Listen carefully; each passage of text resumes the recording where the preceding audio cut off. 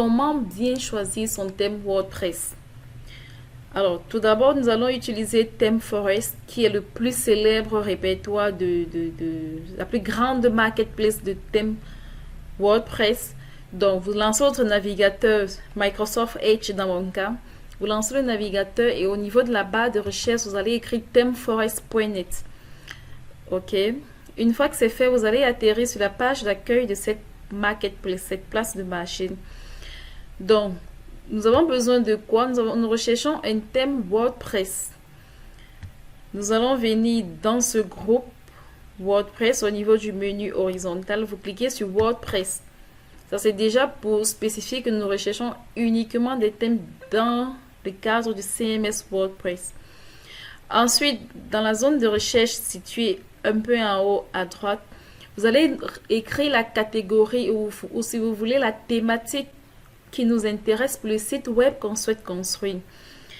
Donc, nous allons supposer, par exemple, dans notre cas, qu'on souhaite faire, on va dire, un site web pour un hôtel. Donc, vous allez écrire ici « hôtel ». Et la recherche se fait exclusivement en anglais. Donc, je le mentionne bien, la recherche se fait exclusivement en anglais. Donc, nous tapons « hôtel » pour « hôtel ». S'il s'agit peut-être d'immobilier, vous n'allez pas venir taper « immobilier », vous allez taper « real estate », qui est l'expression anglaise pour immobilier. Alors, ce qui est intéressant ici, c'est qu'on a une liste de résultats qui s'affiche. Dans notre cas, on a 316 thèmes qui répondent à notre thématique. Dans la colonne verticale de gauche, nous avons des éléments qu'on peut utiliser pour le filtre de nos résultats. Donc ça dépend de vous. Si vous recherchez quelque chose de vraiment spécifique, vous pouvez utiliser ces éléments pour le filtre afin de réduire le nombre de résultats. Par exemple, un filtre sur le prix où vous pouvez éditer et dire, par exemple, on recherche un thème qui va aller disons, dans la plage $10 à maximum $50. Vous pouvez bien le spécifier ici. Mais nous, on ne va pas perdre le temps à ce niveau parce que ce n'est pas en fait ce que je souhaite vous montrer ici. Donc, on a des résultats qui sont là. Ici, je vois Hôtel Zantes, c'est le nom du thème. Le prix, il est mentionné là, $64. Donc, lorsque je vois cette liste de résultats, ce que j'observe, c'est d'abord le nombre de ventes. Donc, j'ai devant moi, ici, nous sommes à 1300 ventes pour ce thème.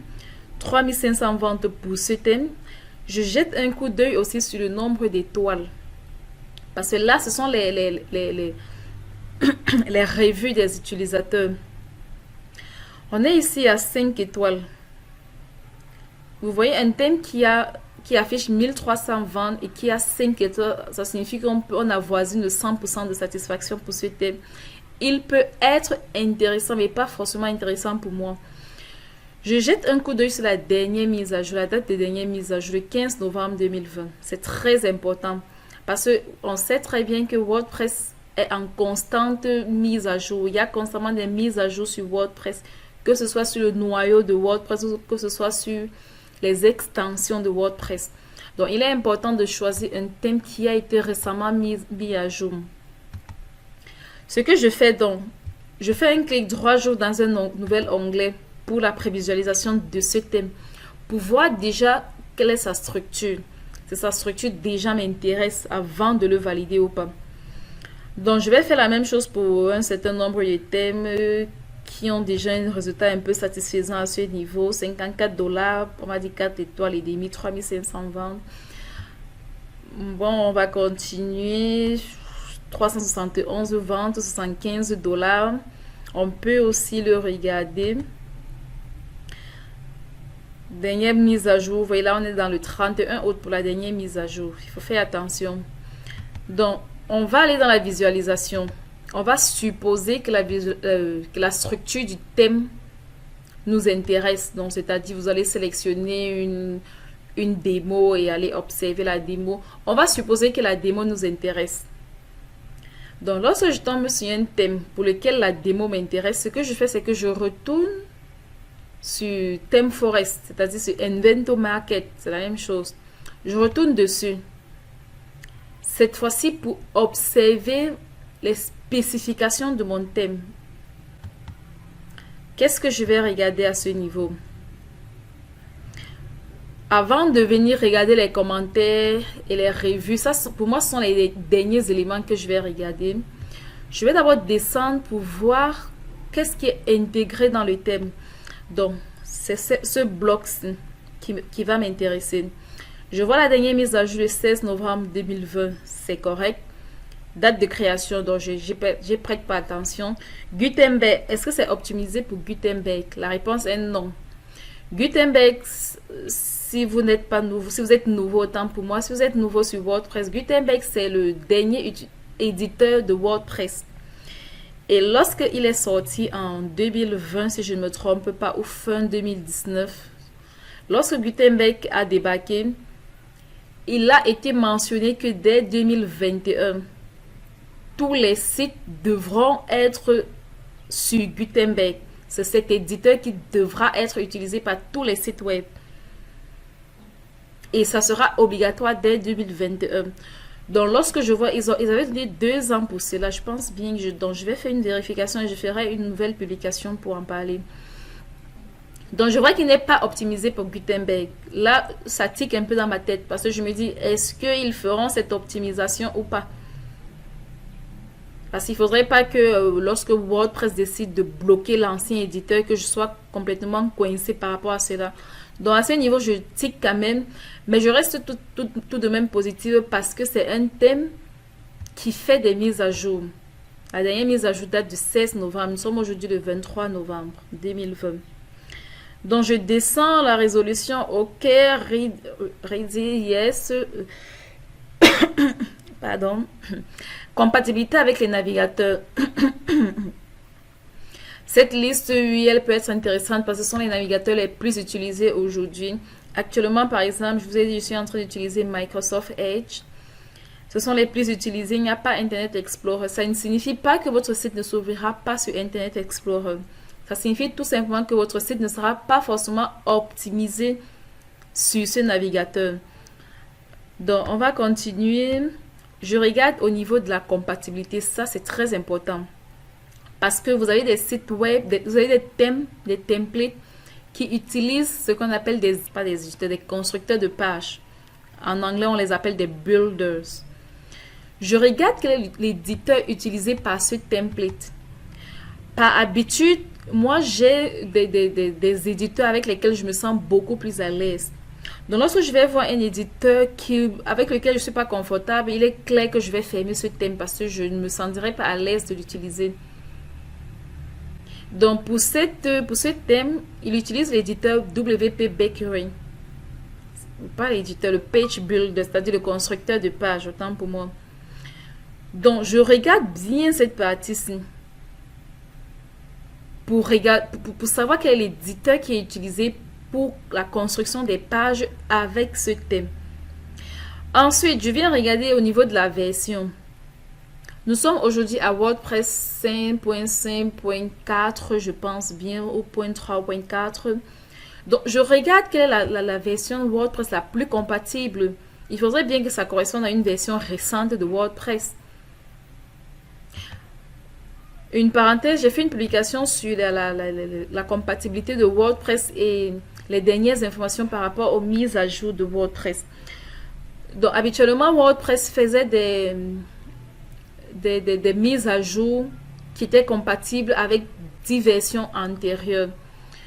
Mais tout récemment, dans leur dernière mise à jour, ils ont précisé que, ou alors, bon, pas forcément eux qui ont précisé, mais la team qui s'occupe de cette mise à jour, il y a quelqu'un de cette team qui a mentionné dans un forum que désormais, les mises à jour seront compatibles jusqu'à la 4.7, je crois.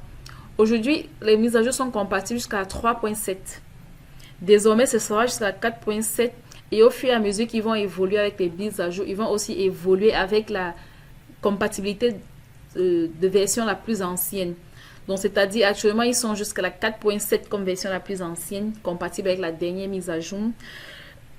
Lorsqu'on passera peut-être à WordPress 6.0, 6.1, la version la plus ancienne qui sera compatible pourrait être la 5.7, 5.2. On va évoluer, on va quitter de la 4.7 peut-être à la 5.7. Donc, on évoluera. Donc, je regarde, je me rassure que c'est compatible avec la version la plus récente de WordPress pour éviter des problèmes d'incompatibilité de version de WordPress et de version de thème. Là, c'est correct. Donc, c'est à peu près tout ce que je regarde dans cette colonne. Le reste des mots, les mots-clés, les dispositions, dont je me rassure aussi tout de même que c'est responsive. Mais bon, on va aussi noter qu'aujourd'hui, tous les templates sont responsives. Ça, c'est le minimum aujourd'hui. Donc, une fois que c'est fait, là, je suis très sûre parce que ça ne sert à rien, en fait, de regarder les fonctionnalités du thème avant de venir regarder ceci. Si on regarde, par exemple, d'abord les fonctionnalités du thème, on va dire, waouh, il permet de faire ça. Ah, tiens, c'est bon, ce thème permet de faire ça. Ah, tiens, mais c'est intéressant. Vous finissez de voir ça et vous êtes conquis par ce thème. Vous venez ensuite regarder les propriétés au niveau de la compatibilité. Vous vous rendez compte que la version WordPress, la compatibilité côté version WordPress, c'est peut-être la 4.5. Mais tiens, vous allez fermer ça. Vous allez dire non, c'est très ancien pour moi. On est déjà à la 5.5. Et quelqu'un me propose encore un thème dans la 4.3. Il est très ancien. Vous allez fermer cette fenêtre, cet onglet. Et vous voyez que vous aurez passé du temps à faire le lèche-vitrine sur les propriétés inutilement. Donc, pour me résumer, la première chose que je vais regarder, c'est la disposition du thème. Je regarde la démo pour me rassurer que la disposition du thème correspond à peu près à ce que je souhaite avoir comme site web résultat. Lorsque la disposition du thème me convient, j'ouvre dans les propriétés du thème pour regarder les compatibilités et le constructeur de page. Comme je vous l'ai dit, je suis déjà très à l'aise avec certains constructeurs de pages et il y a des constructeurs de pages que je préfère ne même pas utiliser. Donc, c'est quand je suis satisfaite de ça que je passe jeter un coup d'œil quand on a des compétences en développement ou pas même. Quand vous avez des compétences en développement, vous pouvez vous-même intégrer vos fonctionnalités. Vous pouvez vous-même greffer vos fonctionnalités à votre thème. Et même lorsque vous n'avez pas les compétences de développeur, il y a des extensions qui existent. Certaines peuvent être gratuites, d'autres peuvent être payantes en une fois, d'autres peuvent être payantes annuellement. Mais ça reste des options toujours intéressantes. Donc, vous regardez les fonctionnalités bien après. Votre thème est compatible avec le minimum requis par WordPress. Donc, une fois que vous avez regardé les fonctionnalités et vous restez satisfait, je vais prêter attention aux commentaires laissés par les gens, surtout par les gens qui ont laissé 1 étoile, 2 étoiles, pour savoir en fait quel est le point qui les a déplu sur le thème.